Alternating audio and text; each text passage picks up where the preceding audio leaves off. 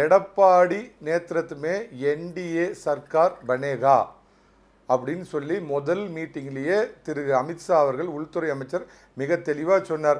ரமேஷ் அவர்கள் இந்த ஹிந்தி தெரியாது போடா குரூப் இல்லை, அவருக்கு ஹிந்தி தெரியும், மிக தெளிவாக சொன்னார். ஒவ்வொரு முறையும் கௌசா எம்மா கருப்பணசாமி கவுண்டரோட மகன் பழனிச்சா சார் இருங்க சார், சும்மா குறுக்க பூந்துட்டு என்ன பேச விட சொல்லுங்க சார்.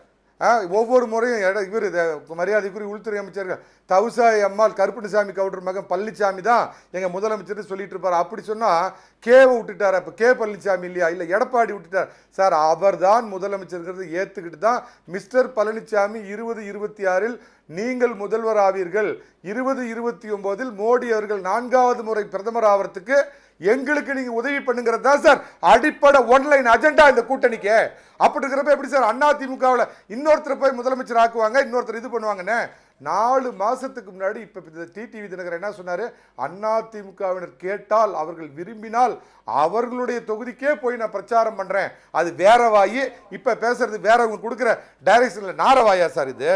அப்புறம் பாத்தீங்க அப்படின்னா மனநலம் குன்றிய நபர்கள் அப்பப்ப பாத்தீங்கன்னா நான் புரட்சி தலைவி அம்மாவோட வாரிசுன்னு அப்பப்ப கிளம்பி வருவாங்க.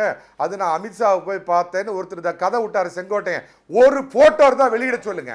அவர் எப்படி ஒரு மனநிலை சமம் இல்லாத செங்கோட்டைன்னு சொன்னாரோ அந்த மாதிரி மனநலம் குன்றிய ஒரு யாரோ பெண்மணி சொல்றாங்கன்னா இதுக்கு அமித்ஷா உள்துறை அமைச்சர் லெட்டர் எழுதுமா இதுக்கெல்லாம் இல்ல திரு வழக்கறிஞரான சார் நான் முடிச்சிடுறேன் சார். ரமேஷ் சார் நீங்க அப்புறம் பேசுங்க. என்ன பேச விடுங்க சார். சார் ஒரு நிமிடம் திரு குலசேகரன் அரசியலில் பழுத்த அனுபவஸ்தரான திரு செங்கோட்டையன் பற்றி இப்படி நாகரிகமற்ற முறையில் திரு மணிகண்டன் பேசுவார் என்று நான் நினைக்கவில்லை. எடப்பாடி பழனிசாமி செங்கோட்டையனை நீங்க வேணா வச்சுட்டு கொண்டாடுங்க. எடப்பாடி பழனிசாமி அவர் செங்கோட்டையன் போக்குவரத்து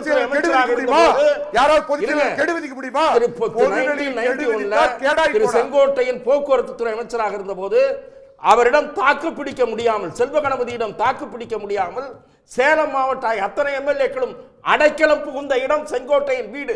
அந்த வரலாறுல இவருக்கு தெரியாது.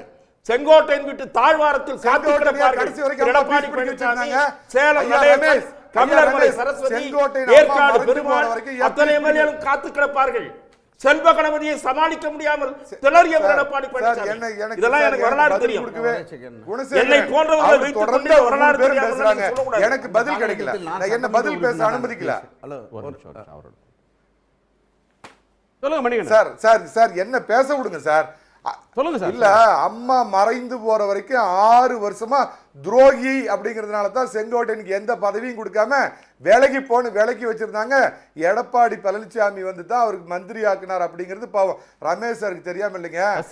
திருமதி சசிகலா தயவில் முதலமைச்சரான எடப்பாடி பழனிசாமியிடம் நீங்க இருங்க சார்.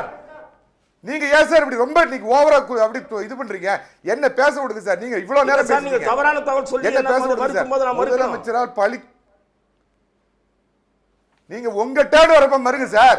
நீங்க ஏன் சார் நீங்க ரொம்ப பாயிலிங் ஆவறீங்க?